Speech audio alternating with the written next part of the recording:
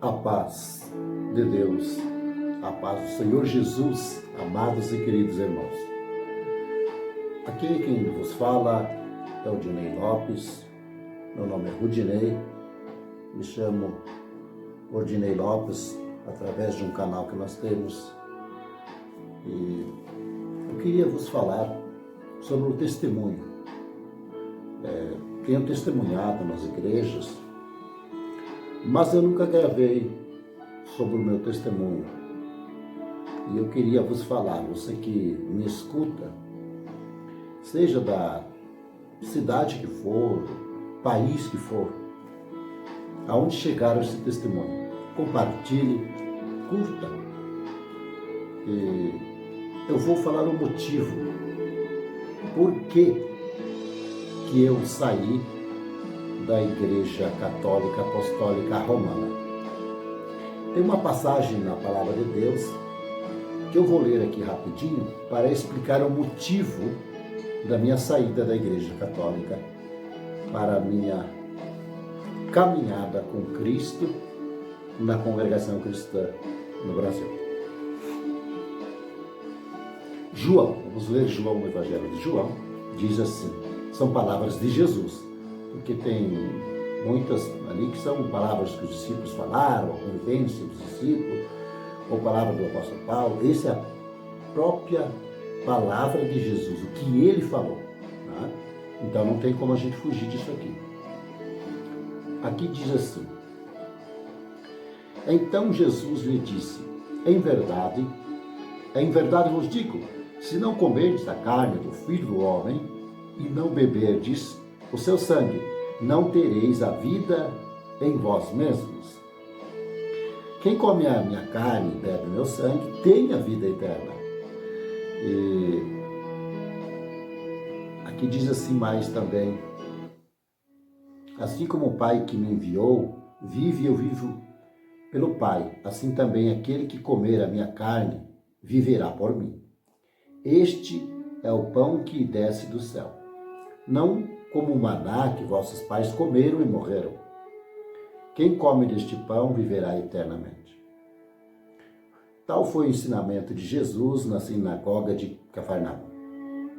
Então, amados e queridos, aqui diz, no versículo 54, quem come a minha carne e bebe meu sangue tem a vida eterna, e eu o ressuscitarei no último dia. Pois a minha carne é verdadeiramente uma comida e o meu sangue verdadeiramente uma bebida.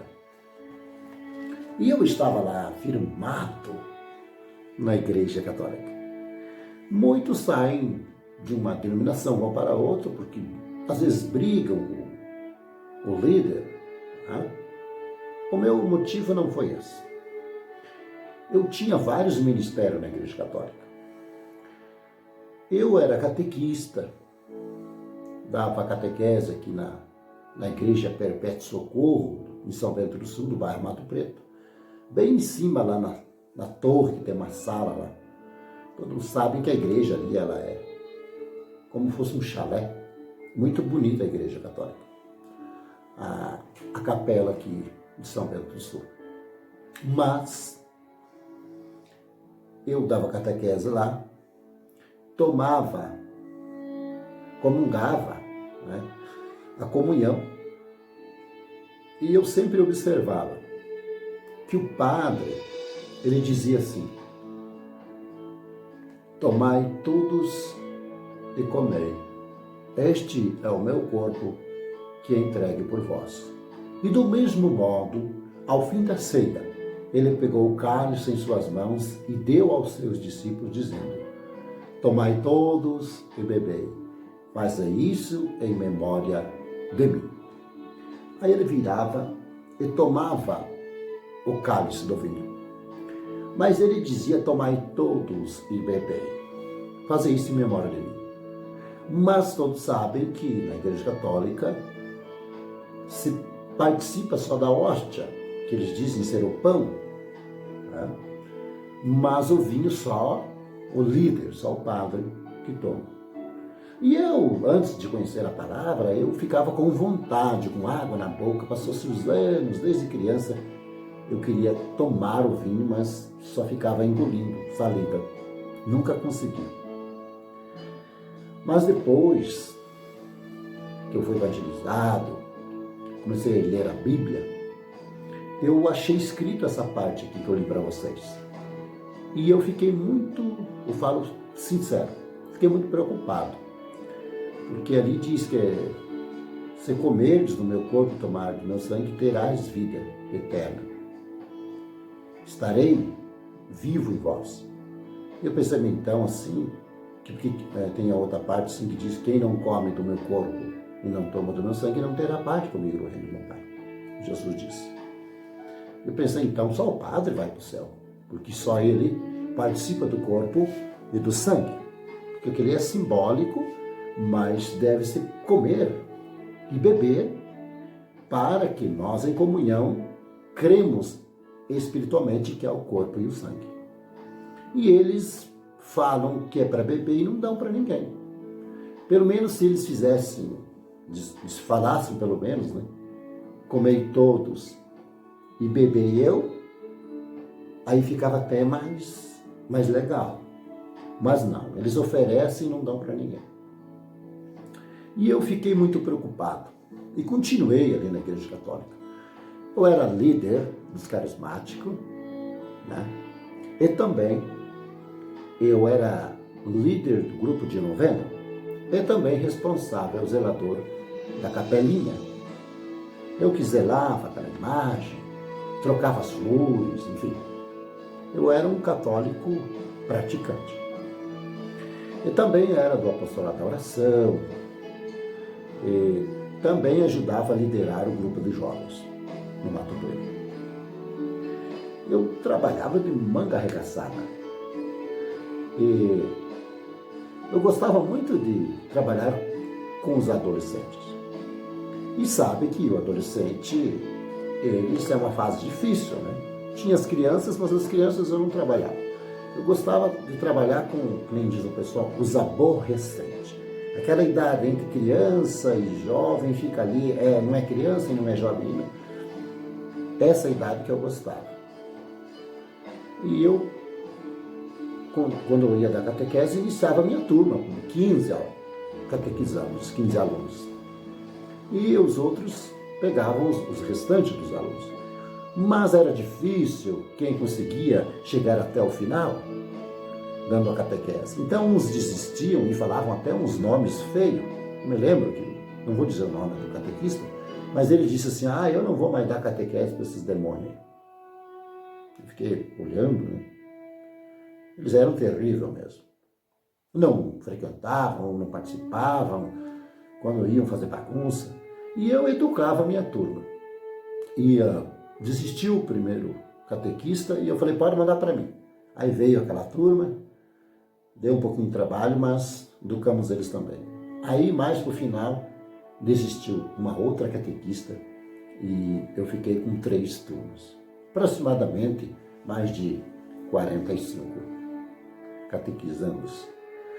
E por misericórdia de Deus conseguimos. E eles gostavam bastante de mim. Eu tinha um relacionamento muito bom para com eles. E o mais curioso é que nos domingos, no culto dos domingos, eles estavam todos lá para assistir o culto. E muitos não tinham êxito, eles nunca iam, porque a catequese ela é todo sábado. E de segunda a sexta tem aula. E na aula, se você não fazer a tarefa, se você não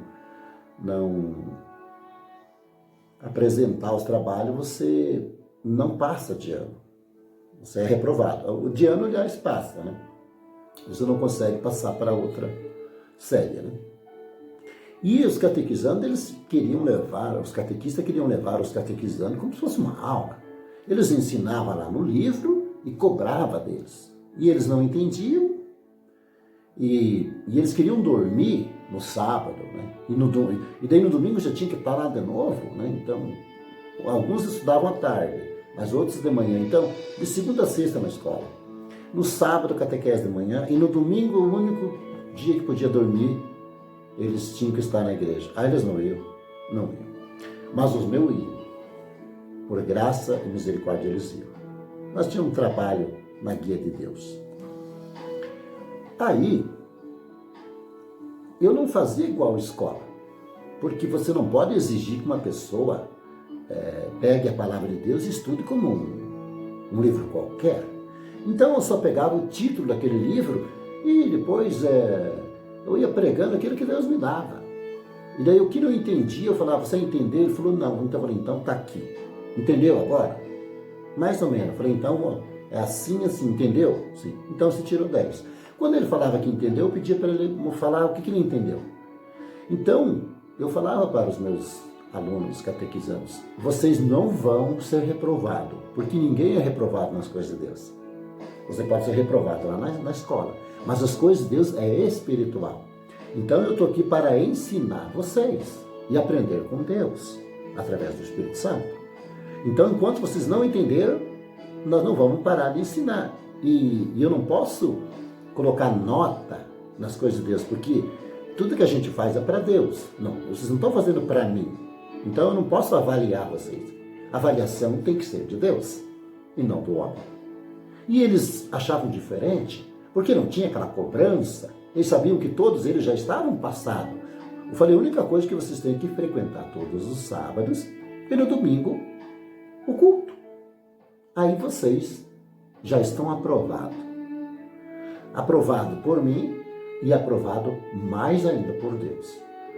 E todos eles se animavam. Então as turmas que eu lecionava, dificilmente não tinha catequizandos que depois não se tornavam catequistas. Geralmente, todas as turmas, alguns se tornaram catequistas. E a gente fazia um trabalho diferenciado. E eu gostava muito de estar ali, à frente das novenas. Aí eu fui fazer um curso de liturgia, foi pago pela Igreja Católica, em Rio Negrinho. Fui indicado para fazer um curso de comunicação, locutor de rádio, para melhor apresentação das liturgias. E eu me dediquei bastante.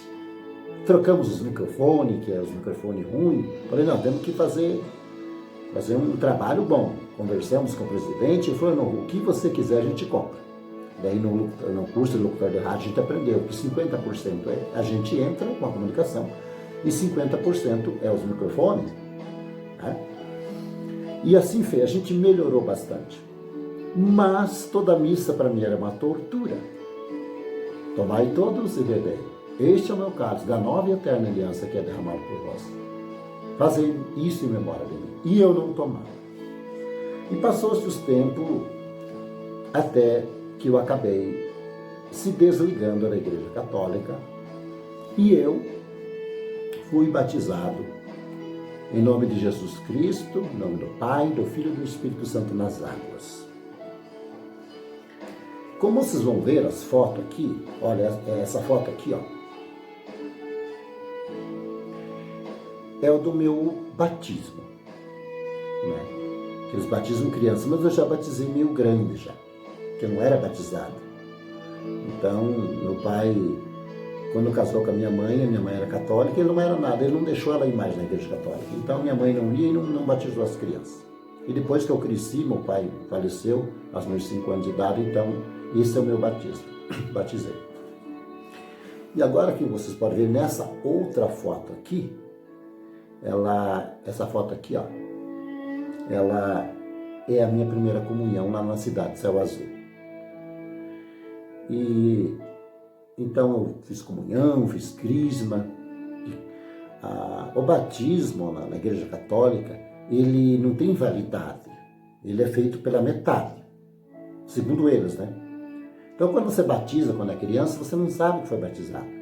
Então, quando você é adolescente, que eu dava aula para Crisma 1, daí tinha Crisma 2, que antigamente chamava Perseverança, né? Que são 2 anos para Crisma. Então, dava para Perseverança, aula. Então, diz assim que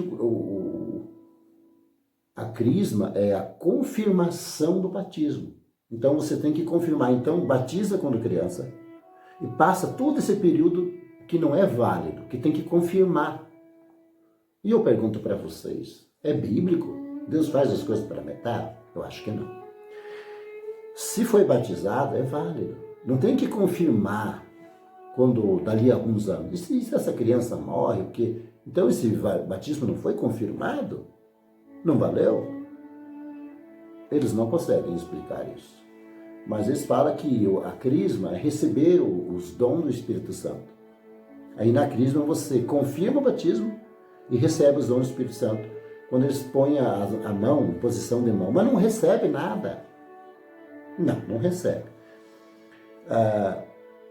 Do jeito que entra, sai. Depois que ele se forma, nunca mais põe o pé lá. A não ser que é para casar. Não todos, tá? Tem uns que continuam firmes. Mas quando você recebe dom, você pode receber um dom de língua, falar língua dos anjos ou língua aqui da terra, pode falar um aramaico, um hebraico, um japonês, um italiano, mesmo que você não estudou. Esse é um dos dons do Espírito Santo. E não acontece. E saem do jeito que entraram e não muda nada. É só uma parte assim, parece bonita, tal, muito bem elaborada. Entra em fileira com seus padrinhos, enfim. Mas não recebe dom nenhum. Eles sabem disso e você sabe que você não ganhou dom nenhum. Na verdade, se eu perguntar para você, católico, o que é crisma, você não sabe. Agora você pode saber, porque eu falei para você que crisma é a confirmação do batismo. Mas a maioria se forma como uma aula, como eu falei que eles fazem, e eles não entendem nada. E eu me lembro que ali na capela, na capela do Mato Preto, quando eu era bem jovem ainda, nós era do grupo de jovens, nós resolvemos fazer uma festa para arrecadar dinheiro para o nosso grupo. E nós éramos leigos no assunto, nós resolvemos fazer pela aquela alegria, mas nós não sabíamos, ninguém nos orientou, eram só jovens. Aí disse que tinha que tirar a ordem na Polícia Civil, porque daí nós fizemos uma festa normal, com venda de bebidas, e músicas, enfim. Eu me lembro até o dia de hoje. Então fizemos a festa. E apareceu bastante jovens, enfim. E todos sabem, você que é bem mais velho, sabe que as igrejas católicas antigamente realizavam festas com bebidas e dava muita briga e morte dentro do pátio da igreja. Tanto, principalmente nos interiores. E muitos eram enterrados ali do lado da igreja mesmo, no cemitério e tal. E era normal. As mesmas festas que fazem lá fora no mundo, as mesmas músicas, a mesma coisa era na igreja católica, para arrecadar dinheiro, fundo, né? Então tinha bebida, e pessoas que nem eram católicas iam lá fazer bagunça e brigar, enfim, acabavam com a festa da igreja. Até que no salão também vendiam bebidas de garrafa e dava muita briga, no salão normal de festas. Aí a lei proibiu, acabou proibindo, que dava muita briga. Até o meu irmão uma vez participou lá da avenida, lá tinha um avenidão que eles falavam, né?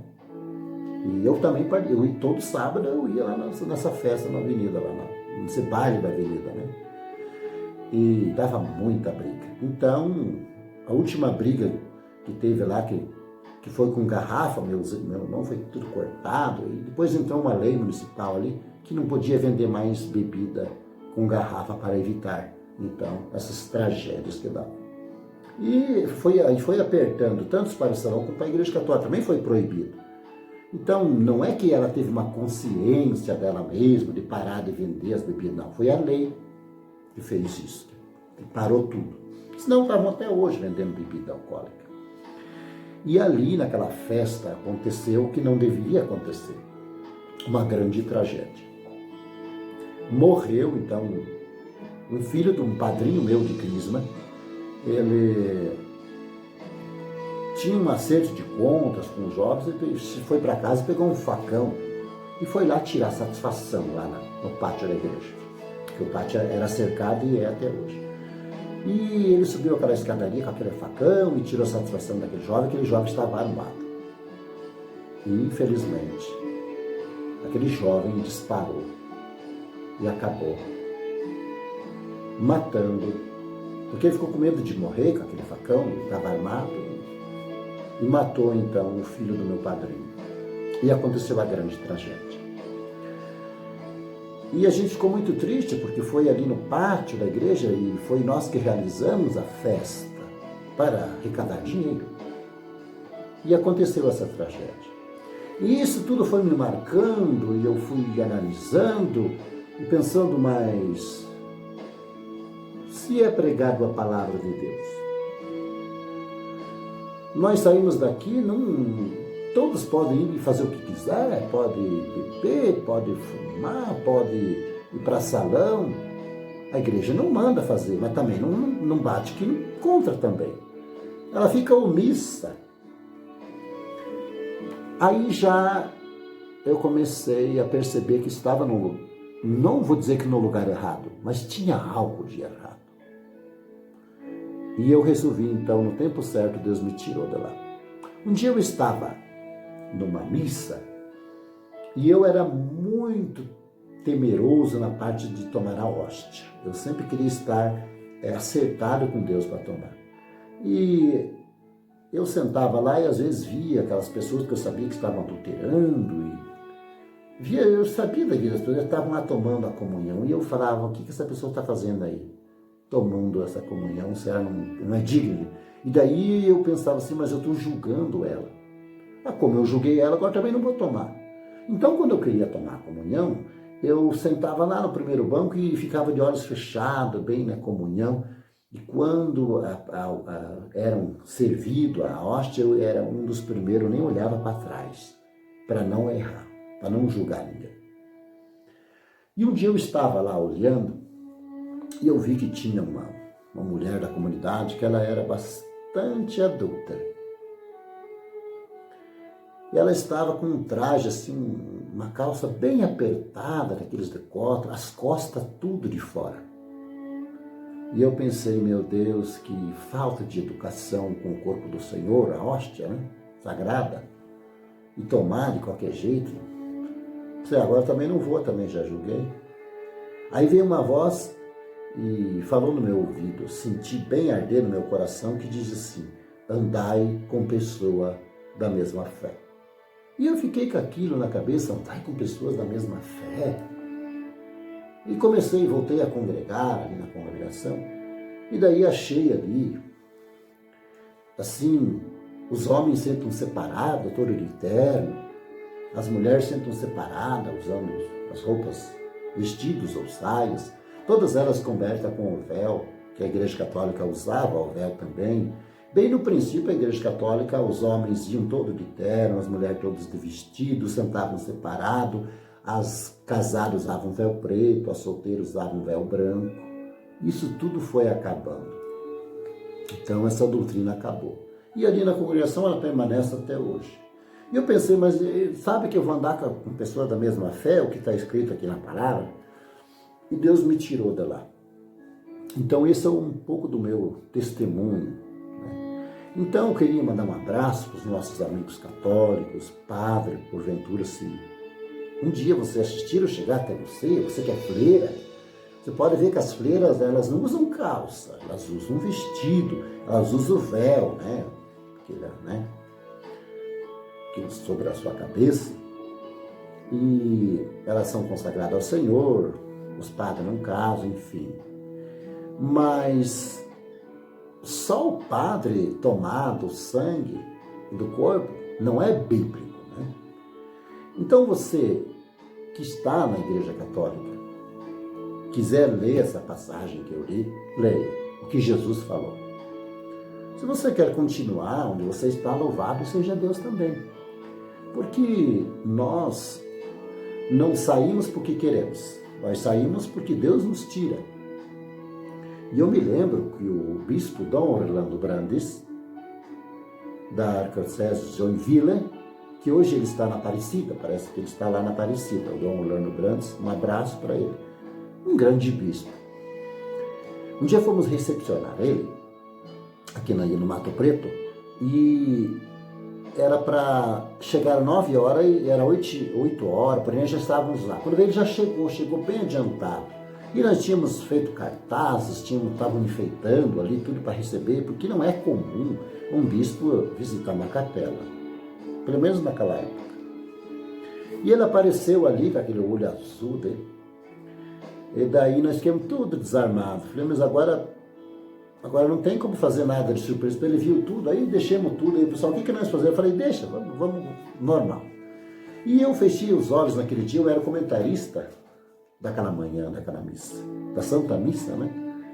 E a gente, né, foi treinado e a gente dizia assim, prezada comunidade, bom dia! É com alegria que nós recebamos o nosso bispo, nosso padre e os nossos coroinhas e ministros cantando o número tal do folheto.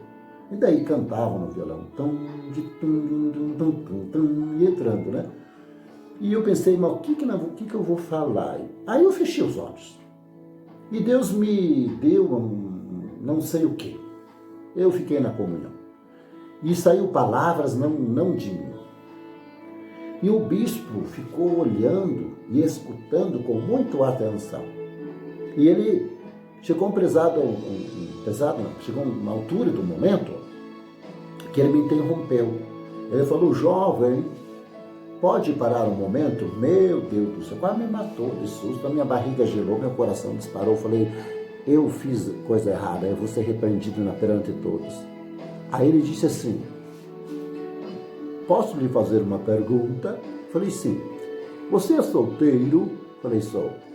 Então, você pode ser um grande sacerdote e estudar conosco ali na diocese de Joinville. Aí eu fiquei maravilhado, porque eu pensei, eu sempre quis ser padre.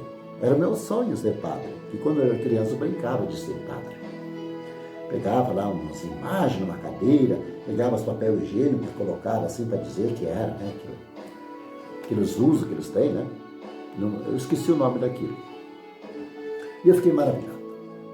E daí, a hora que ao término da missa, os padres e bispos já vão lá para a sacristia. E eu fui para lá e eu escutei ele dizer assim, porque eles falam numa voz padrão, né? Ele disse assim, este olho nunca se enganou. Quando eu digo que alguém vai ser sacerdote, é porque vai.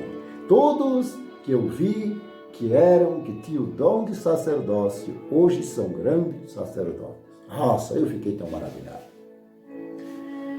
Mas não foi bem assim.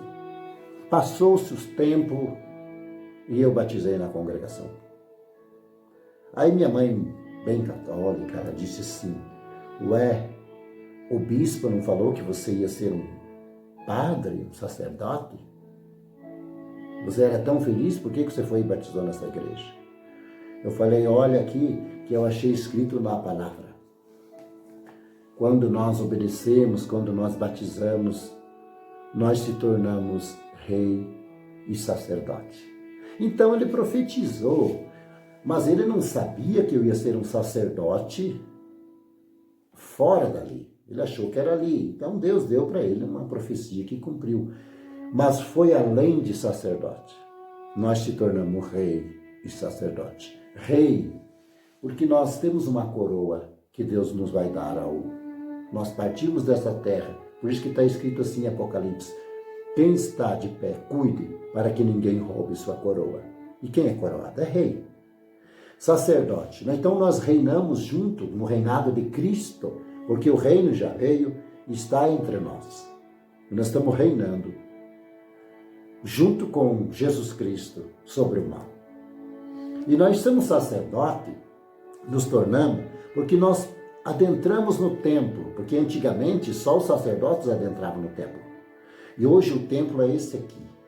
O Espírito Santo nos tornou rei e sacerdote e nós conseguimos adentrar no santuário espiritual de Deus. Hoje, como rei e como sacerdote, estamos pregando a palavra de Deus a você. Estamos orando e intercedendo por você. Pela palavra, quem batiza se torna rei e sacerdote. E assim cumpriu a profecia do bispo Dom Orlando Brandes. Eu queria deixar com você, para não me estender muito, esse meu testemunho. E de maneira nenhuma eu queria ofender nossos amigos e parentes que são católicos. Se você é católico, louvado seja Deus. Se Deus quiser ter um plano diferente, para você servir a Deus de uma forma diferente, num caminho de mais santidade, amém. Mas você não tem como você rejeitar aquilo que te ensinaram se Deus não revelar a graça para você. Eu sempre falava, eu nasci católico e vou morrer católico. E a palavra católico, ela quer dizer universal, atinge o mundo todo. Então, cumpriu também. Hoje nós somos católico, apostólico, cristão. Qual a diferença?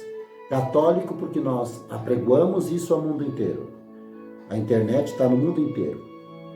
E a palavra chega até você. Apostólico porque vem dos 12 apóstolos também. E cristão porque cabeça é Cristo. E antes eu era católico, apostólico, romano. Porque a doutrina é de Roma, a doutrina é do homem, a doutrina é do Papa. É tudo fora da palavra, a maioria das coisas. Então, antes eu seguia, e todo mundo segue no mundo inteiro, uma doutrina romana. E eu não sou romano, eu sou brasileiro, só que eu sou cristão. Então, nem lógica tem você dizer que é católico, apostólico, romano. Romano é quem nasce na Itália. Já está fora só ali da parte da etnia, dessas coisas, já está fora da... Nem espiritual já está fora, sendo só de falar que você pertence àquele país, você nem pertence. Então, aí já vê erro ali, sem ser espiritual. Imagina espiritual. E tem tantas coisas fora da palavra. Mas eu amava o que eu fazia. As catequeses, o grupo de reflexão, os carismáticos, que nós orávamos com imposição de mão, as pessoas dormiam, adormeciam, levantavam os mais leves. Eu queria agradecer aqueles que cruzaram no meu caminho. Eu tenho aqui no Mato Preto uma comunidade amorosa, acolhedora, um abraço para vocês todos. E eu tenho a minha consciência tranquila, porque eu não saí porque eu fiquei bravo com o padre, não saí porque eu fiquei bravo com os ministros, não. Quando eu vejo eles, eu cumprimento, abraço eles. E as pessoas, principalmente as mais idosas, eles ficaram muito tristes quando eu saí. Foi uma perca muito grande, dizem eles. Eu sou suspeito de falar. Foi um furo, porque eu estava em todos os lugares. Às vezes nós entrávamos 6 horas da manhã, na época natalina, entrava ali nos terrenos ali, do Boita ali, com autorização deles, né? Que eles até acho que cederam o terreno para a construção da igreja, e nós tirávamos aqueles pinheiros e fazíamos aqueles presépios, aquelas cachoeiras, muito bem caprichado. Então fez falta o trabalho nosso lá. Então eu não saí por birra, eu não saí por causa que eu briguei com alguém, muito pelo contrário, eu saí ali de bem com todos. Uns não gostaram porque eu fui para a igreja evangélica, que a palavra evangélica vem do evangelho, né? Então, bonita coisa é ser evangélico porque vem dos evangelhos, 4 evangelhos, né? E crente porque crê na palavra, e cristão porque segue os caminhos de Jesus Cristo, e católico porque se prega no mundo inteiro, menos romano. Que Deus possa abençoar você, a sua família. Um abraço para você de todas as denominações, não interessa qual. Que Deus possa abençoar você e sua família. Em nome de Jesus, e o nome de Deus seja louvado.